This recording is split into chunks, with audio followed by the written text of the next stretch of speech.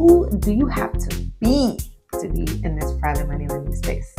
Great question. Now, private money lending definitely rewards certain personality traits and attributes over others. And so we're going to get into like what type of personality does well in this space, what type doesn't do so well, what are some skills in terms of personality, some attributes that you need to have to do well in this space, where does emotional regulation come into play, and what about confidence, right, in your decision making. So get into all of that. Now, I will say that just from jump, like technically any personality can be a private money lender. Like, you don't have to be introverted or extroverted or anything like that. Like there's no requirements in terms of that. But just so you know, I am very much extroverted. Well, let me back up. I'm very much introverted. And I might seem extroverted because I'm on these videos and stuff, but no, I am very much to myself and I get my energy from being by myself. Okay. So not a requirement to be extroverted. And another question that I get is like, what types of issues might come up that maybe don't work well with who I am already? And I will say the main thing here is boundaries, right? If you don't have strong boundaries and if you're not good at boundary setting, this industry is probably not going to be for you. And that goes along the same lines of self-advocacy. So boundary setting is the front end portion of that, right? Making it clear what is okay, what is not okay, what you will tolerate, what you will not tolerate, how things are going to go. And then the other end of that is if someone does decide to violate your boundaries, what does enforcement look like, right? And self-advocacy is a huge piece of that. Like, are you, in the event someone actually does not do what they say they're going to do, follow your procedure, pay you back, whatever, can you actually enforce your rights, right? Or are you going to be too scared? Okay. Now, these are definitely things to be introspective and think about. And even if you yourself may not be the one to enforce it, like, are you comfortable hiring someone, or is it going to be an issue? Are you going to feel bad about enforcing your rights and enforcing a contract? If you're going to feel bad, maybe don't enter the space, right? Because if you even get to that stage, it's because the other person has wronged you in some way. So it's necessary, right? It's just part of the process. It's not personal. It's just business. Now, personality traits that I think do really well in private money lending: patience. Whoo, child.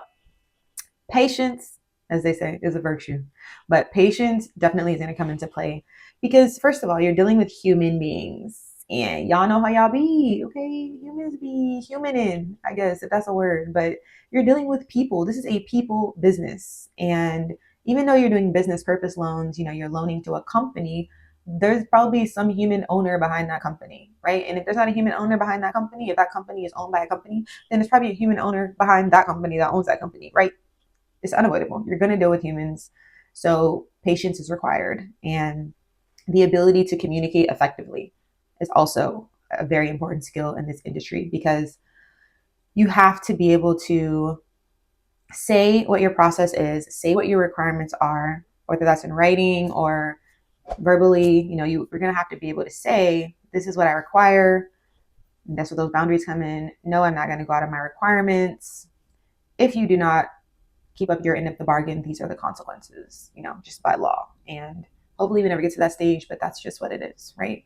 You need to be able to say that with a straight face. No giggles, no smiles, just that's what it is, right? So patience definitely is super important. People will try you, okay? And hopefully you don't experience this.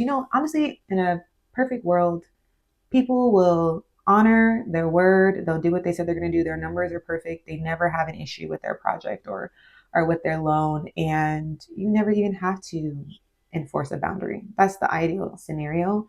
That's just not how it always goes. And sometimes in conversations with borrowers, it may be awkward, right? They may be telling you the flip isn't selling as fast as I thought it was going to sell.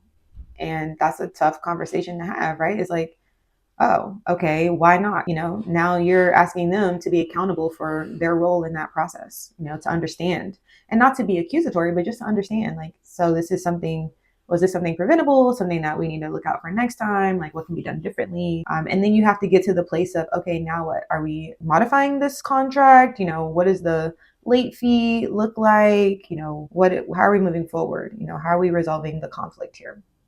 So being able to be patient throughout that process and have that communication and make sure that communication is clear is super important. And another thing with patience is in the business of loaning money, people will be late.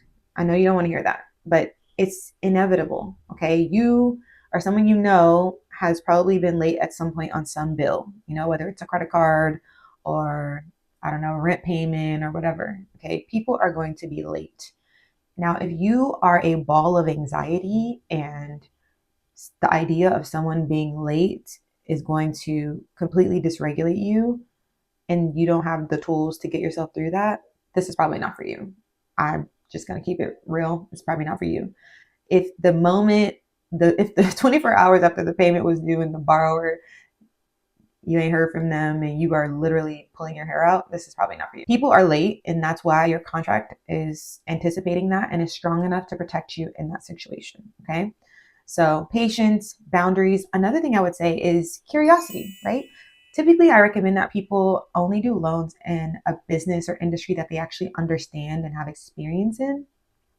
But even in that case, even if you're familiar with the industry or that specific business, having a level of curiosity about your customer, the borrower and their business is definitely going to help to facilitate a better relationship, a better lending process, and just help you be able to better consult on the different aspects of their business, right? So I am in the real estate space, but I'm always interested in how other people do things, right? I may want to know what their processes are and, how they run things. And that also kind of informs my risk, So if they are self-managing the property as opposed to hiring a management company, that tells me about what I can expect from a risk perspective, right? Because now I'm going to want to know, well, how is your company set up for that? Like, that's going to get into a whole other thing, but those are additional questions I may have. But I will only get to that place if I have displayed a level of curiosity about their business.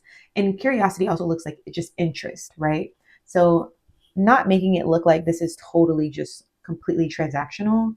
I give you this, you give me that, whatever. We don't need to get to know each other. That doesn't really go well in this type of business. Like, you really want to have an interest in who you're working with. You're building a relationship over time. Now, I'm not saying get so close that you feel like you're too friendly to enforce your boundaries or enforce a contract. It's not what I'm saying. It's a working relationship, right? Think of it as a cordial, respectful relationship where you know about each other, you know about each other's families. But if you had to, you could enforce your rights, and it's not personal, it's just business. That's what it is. Okay. Now, emotional regulation. Whew, this is going to be important. In the scenario, like what I told you, the borrower is going to be late. And it may not, there are some borrowers who will never be late, right? But if you stick with that same borrower who's never late for your entire lending career, yes, great. It's just unlikely, right? What's more likely is that you're going to get new clients, new customers that you're dealing with, and somebody's going to be late one day, okay? You will need the skills to regulate your emotions in that situation.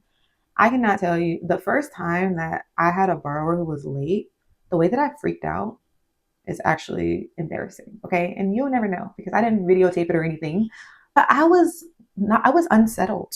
Okay. And I really needed to work on that emotional regulation piece if I was going to continue in this business. And I did.